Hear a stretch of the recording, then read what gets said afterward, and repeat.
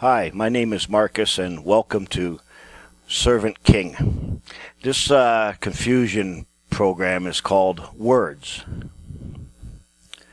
Confusion of voice. Like I said in the previous videos, I've now been trying for about 2 years to learn about law, and I realize it is hopeless.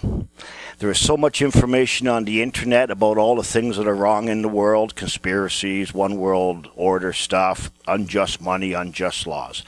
I realize if all these people are looking for answers and getting no results, then they're all doing the same things.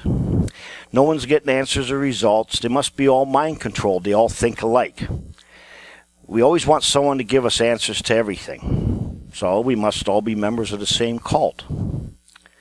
But nowhere on the internet or any of these self-taught gurus on law do they ever say the problem is you own no property, because they don't know it. They believe the lie.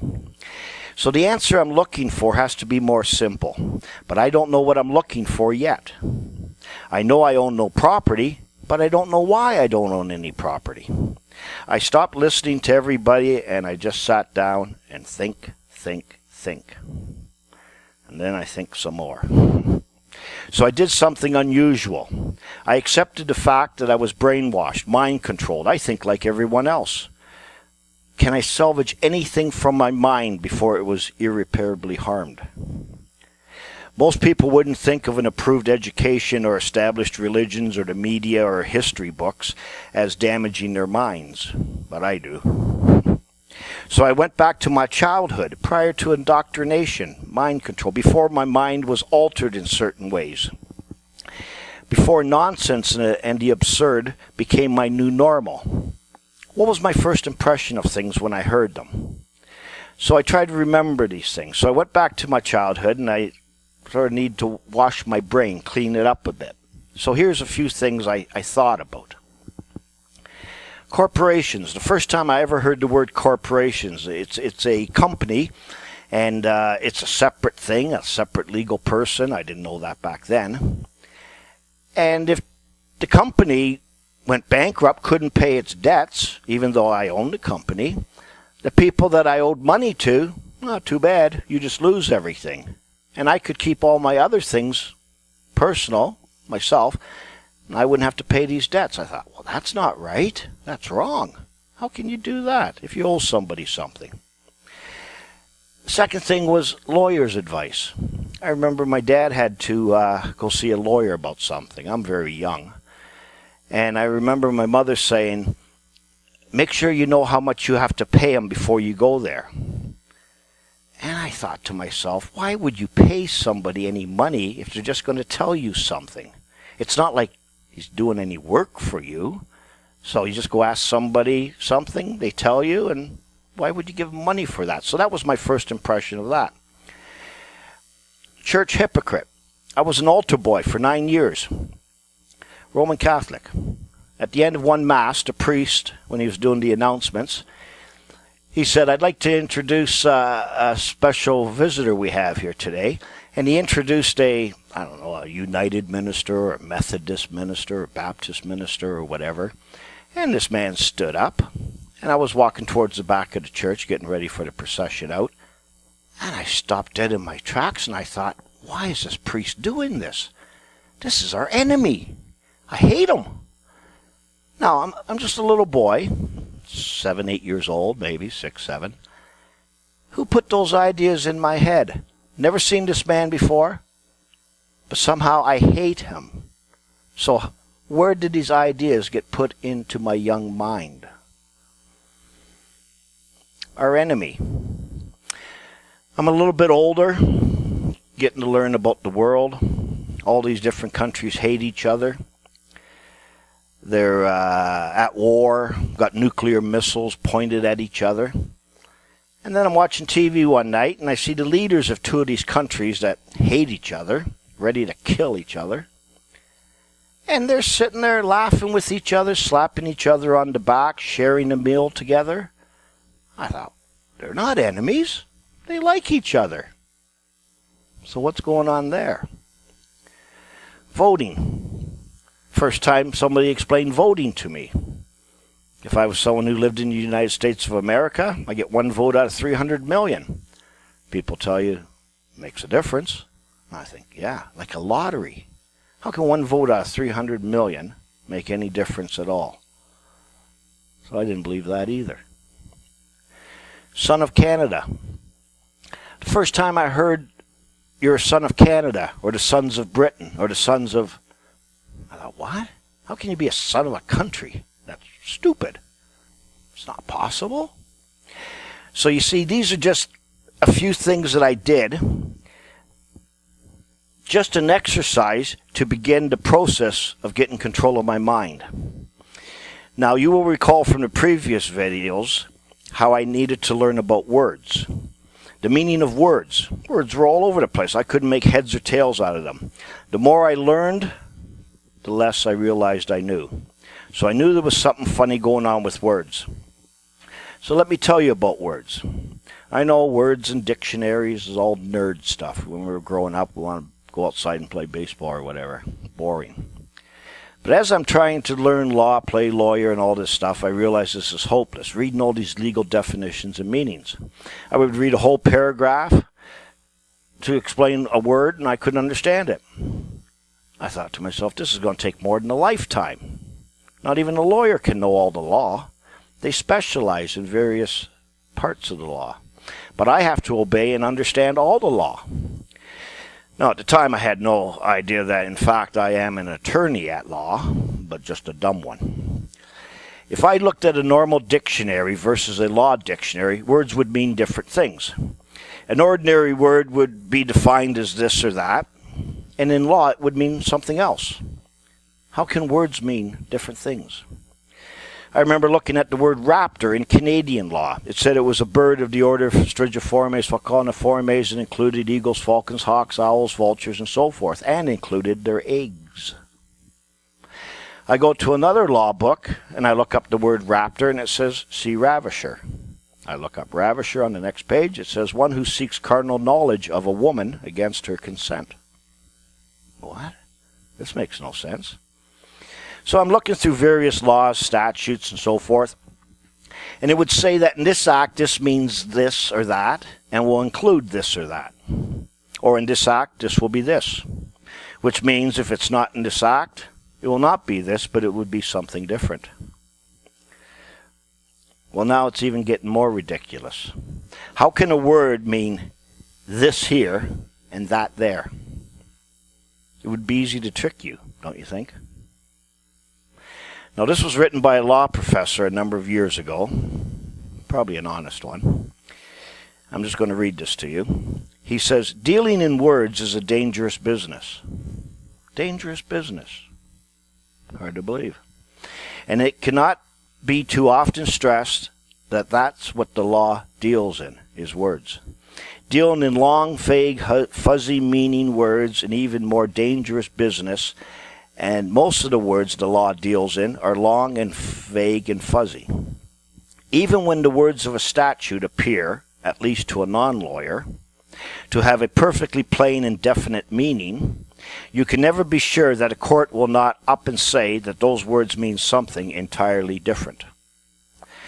Yet why, if you think it over for a minute, should people not be privileged to understand completely and precisely any laws that directly concern them, and any business documents they have to sign, and any codes of rules or restrictions which apply to them and under which they perpetually live? Why then should the law use a language being, remember, no more than a means of communicating ideas, which those ordinary human beings cannot hope to understand? The law would lose its dignity and then its power, and so would the lawyers. So legal language, by obstructing instead of assisting the communication of ideas, is very useful to the lawyers. It enables them to keep on saying nothing with a great air of importance and getting away with it. Now, that was written by a law professor, a man who taught lawyers. Now, I'm going to go into something that is terribly boring, only mildly interesting, but absolutely necessary. This is also going to be a little confusing for you, but for the purposes of this video, it is only to make you aware of words and what can be done with them. Did you know that something necessary cannot be otherwise? Did you know that which is necessary cannot be and not be at the same time? Did you know that involve means to be and not to be at the same time? You see, I liked grammar in school because it had rules. No room for interpretation. That made sense to me. English literature was retarded. And I know today why it is mandatory through all your education to retard you. So I reasoned that if a word can have 6 different meanings, how could I ever know what it means? Oh, people say it's the context of the word, or the way it is used, or the acceptance of the word, or it's used for this purpose, etc. So I had a look at characters, symbols, syllables, roots of words, prefixes, suffixes, the tense of words, vowels, consonants, nouns, verbs, adjectives, pronunciation of words, language, speech, speaking, writing, the sound of words, conjunctions, articles, the gender or case of words, the sense of words, etc., etc., etc. I had a look at what could be done with metaphors, similes, all sorts of things about language and speech. So what is a word? A word is an uttered sound or a written symbol used to communicate. If the hearer or the viewer of the word recognizes the word as it is written or sounds, he will know what you intended to tell him. Words are a code. If you know the code, then you know what the guy is trying to tell you. If you don't know the code, you haven't a clue of what he's saying. Words can represent to your mind places, things, people, events, concepts, thoughts, ideas, real things, imaginary things, basically anything the mind can conceive. But as we will learn, words can also deceive. Remember, there are only 2 ways to see. One is with the eyes, and one is with the mind. Words work only on the mind, not the eyes. A word can represent something that is present or absent, but it cannot represent something that does not exist. Can you have a word that represents nothing? You could, but it would have no meaning. Could you imagine things and then represent them with words? The answer is no, because you can only represent that which is present. How can you communicate something to another that is in your imagination? He can't see it unless he has the same imagination as you. Webster, Daniel Webster, the dictionary guy, he puts it this way. Imagination, in our simple apprehension, means if present is sense, if absent is imagination. We are human, and we were given only 5 senses: seeing, hearing, smelling, tasting, and feeling. If you believe something that makes no sense, one of the 5 senses, it is nonsense. No sense. So since we all have the same 5 senses, how do we fool or deceive someone to believe nonsense? Well, we use intelligence, the ability to perceive nonsense. Now you're thinking, what's wrong with intelligence or having a high IQ? Nothing. Remember, we see 2 ways. We see with the eyes and we see with the mind. The second one is controlled by laws which you're not aware of. So words create an image in our mind. This is how we see them when they are not present. But if the thing does not exist, can there be an image? No. In other words, can an image have a shadow? The answer is no. A thing can make an image, but an image cannot make an image. An image is only a representation of a thing in a different form. Keep that in mind when you are concerned how people see you. Is it really your image you want to improve? I don't have any props here, but if I had some props like a pencil and a cup, okay? Let me explain another concept. I have two things, a pencil and a cup. For the purposes of communication, we will make the symbol for the pencil the letter P. For the cup, it will be the letter C. Can the cup be C? No. It's only the symbol. It will only represent the cup to your mind. C provides or gives you an image to see.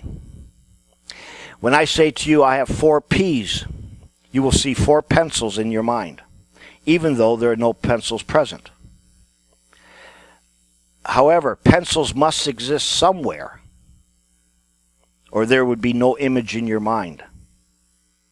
It would be nonsense. An image is like a reciprocal thing. If there is nothing, there is no image. If there's an image, there must be something. A wise guy once said, if you think you are something but are nothing, you are deceived. Now, things can be reciprocal, and so can images. An example of a reciprocal image would be a father and son. In order to be a father, there must be a son. In order to be a son, there must be a father. Parent-child is also reciprocal. In other words, if your parents had no children, there's a good chance you won't either. Some people have said, I am the image of my father. I guess the only way you would know that is if you have seen my father. Can C represent the pencils? No. If it did, you would not know what I am trying to communicate to you, and you will see the wrong image. So a word can have different meanings. So can a word have different meanings? No. Because if it did, it could trick you or deceive you. You may see the wrong thing, the wrong image. Excuse me. If we put 4 symbols together to form a symbol like the word tree, T-R-E-E, you will see a tree. If I say there are a row of trees along the driveway, you will see a row of spruce trees along the driveway, or a row of maple trees. Not specific enough, lacking information. So what you see will be based on what you know, but also on what you do not know. In other words, deceit can be achieved by learning the wrong thing as well as by the true or right thing being kept from you. If knowledge is lacking, that is one thing. But if it is purposely kept from you, or you are given the wrong knowledge on purpose, that is deceit. What you will see is based only on your past experiences and associations developed during your life. It all depends on mind control. So, you can only see what you know or believe the word to be. If you do not even know the word, you will see nothing. You see, words are a secret code. If I look at Chinese words, or somebody speaks Chinese to me and says, look at the row of trees along the driveway, I won't see anything. The words are a secret. Not my secret, but the one who spoke them. The whole idea of words is so that you can see. I know you use your eyes to see. Well, not really. In fact, what you see will determine what you believe. And what you believe will determine how you act. And you will believe what you see. In Webster's dictionary, Daniel Webster again, he says the following about the meaning of words. He says, it is the sense of words or expressions, that which is to be understood, that which the writer or speaker intends to express or communicate. Words have a literal meaning or a metaphorical meaning, and it is not always easy to ascertain the real meaning. People think the literal meaning is the real meaning. He's saying, not really. Definitions of words are never what they are. Definitions of words only give them definition. The definitions set the boundaries or the limits of what the word will mean or be or include. The best we can do is arrive at the sense of a word, but in all cases we must know what the writer or the speaker of the word intended to communicate. Black's Law Dictionary explains words like this. He says, words are symbols indicating ideas and subject to contraction and expansion to meet the idea expressed. Such have been referred to as labels, whose content and meaning are continually changing with the times. So, Black's Law is saying the meaning of words are continually changing and shifting. Do you believe that? Or is that what we are doing? So Bob asked me to bring him 2 chickens. When I get there, he says, "What the hell are you doing?" I tell him, "Oh, the word changed since we last spoke. Here's 2 rabbits." 2 things cannot be represented by the same word. Likewise, one thing cannot be represented by 2 different words. I could say to you, money, funds, capital, proceeds, revenue, income, credit, currency, cash. You would think these are all money. But if they're all money, why do I need a different word? They may be like money, but they are not it. 2 things can never be the same. It's not possible. If 2 pencils are the same, and this pencil commits a crime, we can put the other pencil in jail. Why not? It's the same pencil. I guess if the innocent pencil appeared to be the same pencil as the criminal pencil, we could impose a sentence on the innocent pencil because it not only appeared to be, but assumed and took the place of the criminal pencil. Sort of like a forgiveness thing. Stand in the place of. In fact, both pencils would have the same name. But if you look very closely, you will see one is a numbered pencil. A little foreshadowing here. 2 things can never be the same. They can only have the same qualities or attributes. They have the same color, the same length, etc. I once read a court record where a guy did not want to pay his taxes. He said only persons have to pay taxes, and he's not a person. The judge said a person is a human being, and you are a human being, so you have to pay taxes. And the guy shut up and sat down. Why did the law not say all human beings have to pay taxes? Why did it say persons? Persons are not human beings. The judge said a person is a human being. I'm telling you, a person's not a human being. They may be the same in some quality or attribute, but they are not the same. Exactly alike, incapable of being perceived as different, being the exact same one, not any other. It may not be the same one, but it is the exact one. But how can it be one and the same when to be the same requires 2? This is the same. Same as what? Same as that. So same requires this and that. So now we have to learn what it means to be as. Very important word to understanding the illusion and how the trick is done. To be as is to become something that you are not. It requires you to be something different and move your position. To be in the place or stead of what you will be as a disposition. If you act for in the place of, then you are the exact one, but not the same one. Exact means out of the act. How are we ever supposed to know the truth about anything?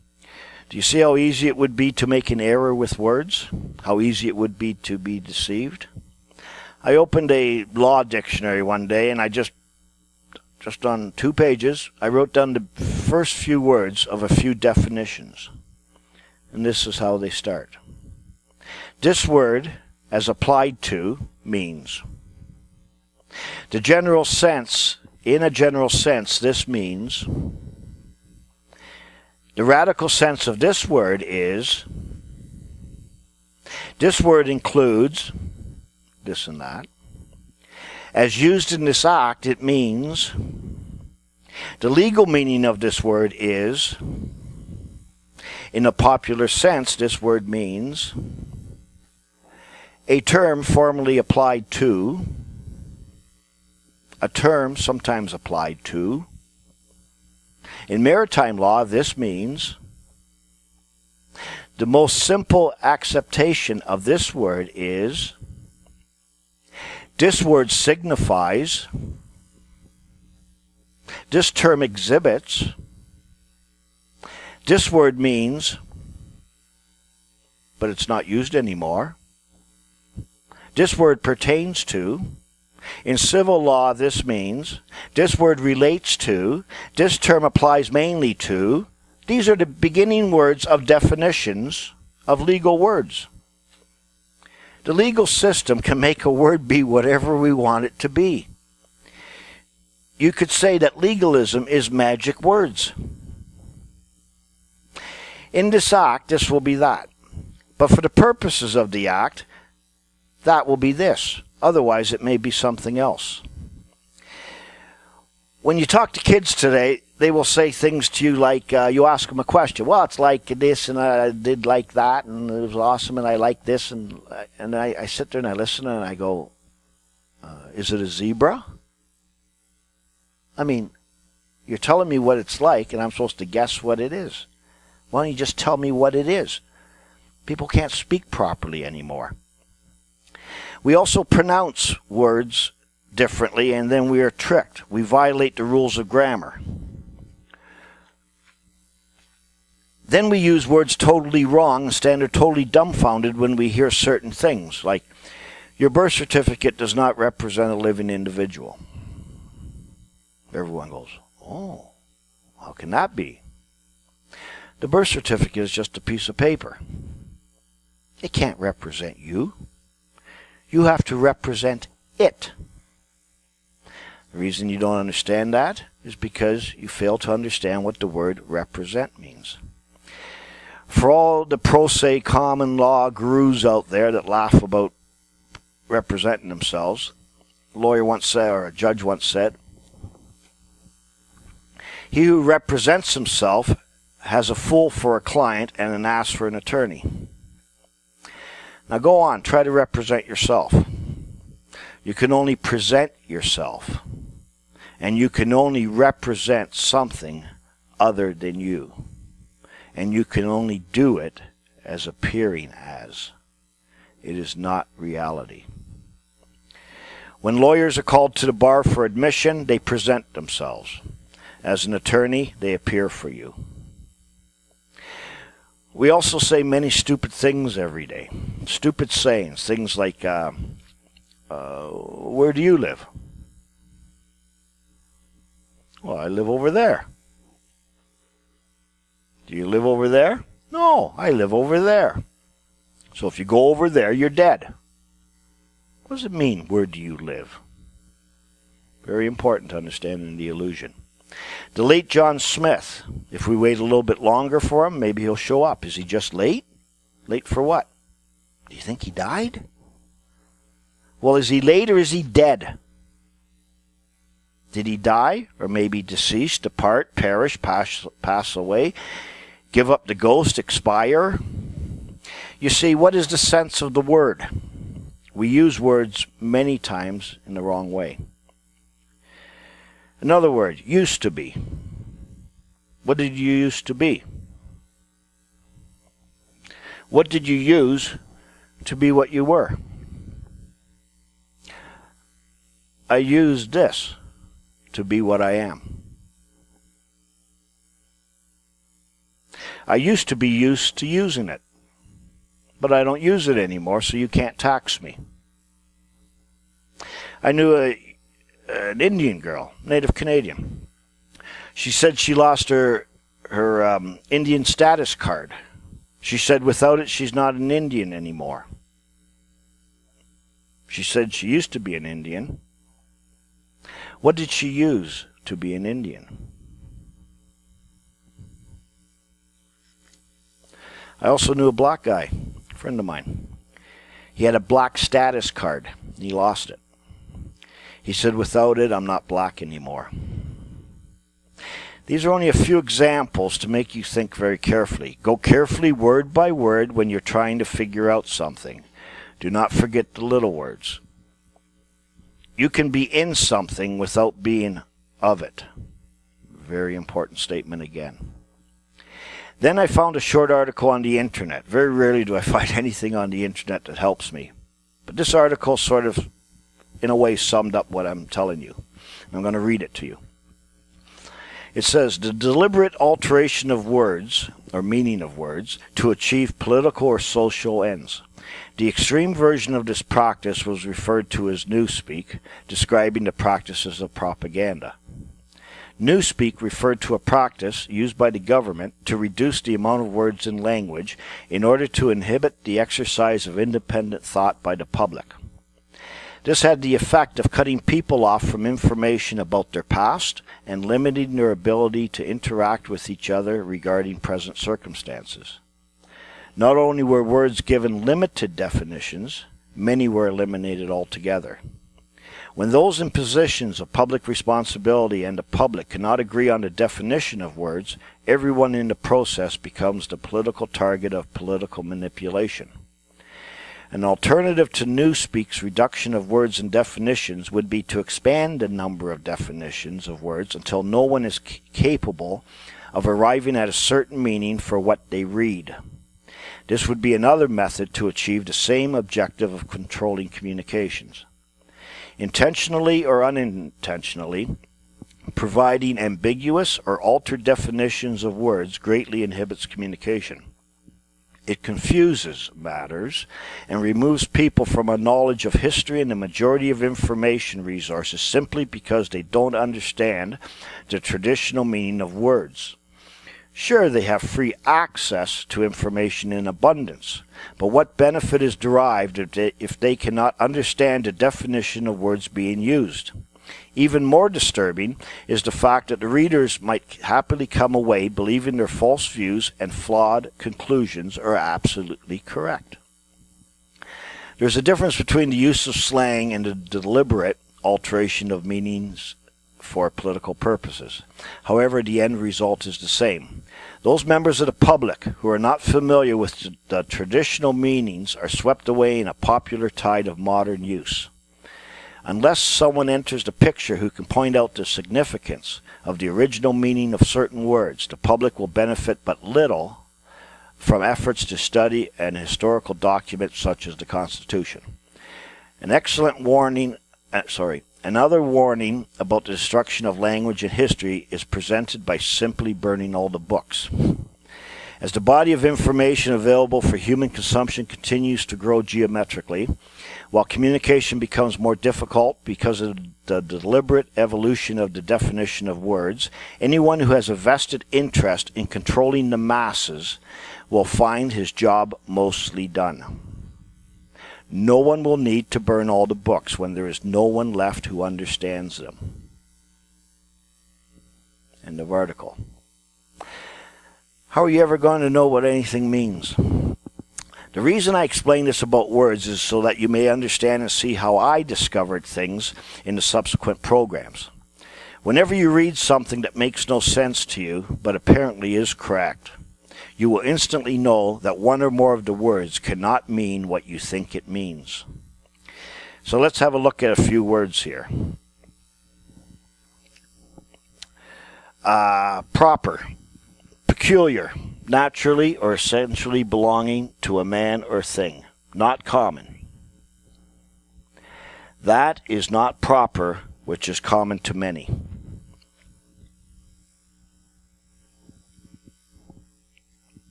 Sorry, there's a few other words I was going to do here. Common, belonging equally to more than one, no separate owner.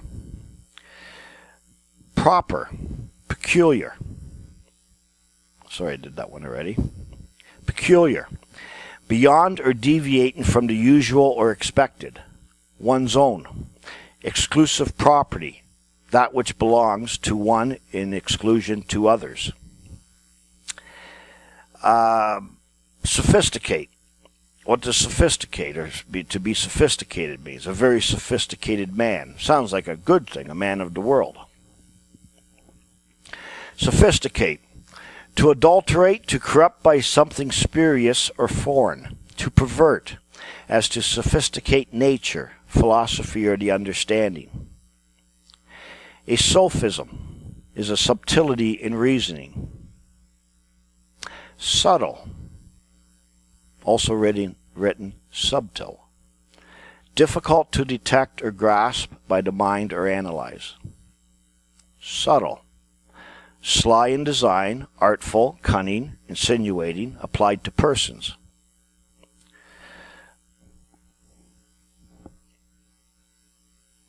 Civilization.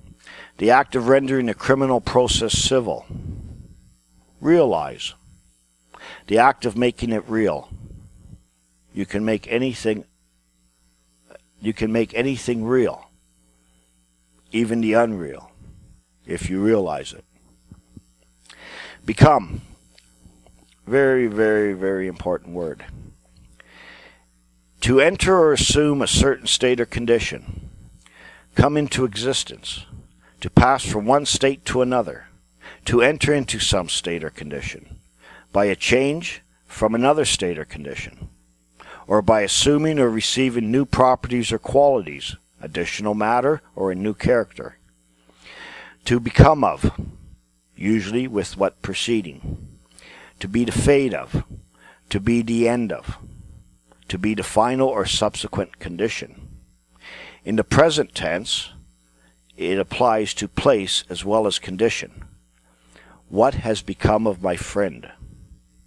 That is, where is he? Become is what you are and where you are. Remember when I said you can never return to who you are and where you are if you use the get out of jail free card. Remember that? Appear. What does it mean to appear? It means seems to be as opposed to reality. When somebody says to you, you should appear, the logical question is, appear to be what? It's not reality. Apparent. Appearing as such, but not necessarily so. Apparition. Something existing in perception only. Apparitor. One who summons to court. That word's not used anymore. Identity. The distinct personality of an individual regarded as a persisting entity. Exact sameness. Identify. The act of making or proving to be the same. Go through a few more words just for some fun here. Rome, the capital of the Roman Empire, the seat of the Roman Catholic Church. Roman, a native of Rome, a citizen of Rome, a countryman of Rome. A pagan, a countryman. You're not going to find that in any new modern dictionary or anything. Romance, to forge and tell fictitious stories. Romancer, one who invents fictitious stories. A romantic, not sensible about practical matters, idealistic and unrealistic. Necromantic, given to or produced by or used in the art of conjuring up the dead. Necromancer, one who practices magic or sorcery, one who practices divination by conjuring up the dead. Necromancy, the belief in magical spells that harness all occult forces or evil spirits to produce unnatural effects in the world, conjuring up the dead. Conjure, call up a spirit or devil, summons into action or bring into existence, often as if by magic.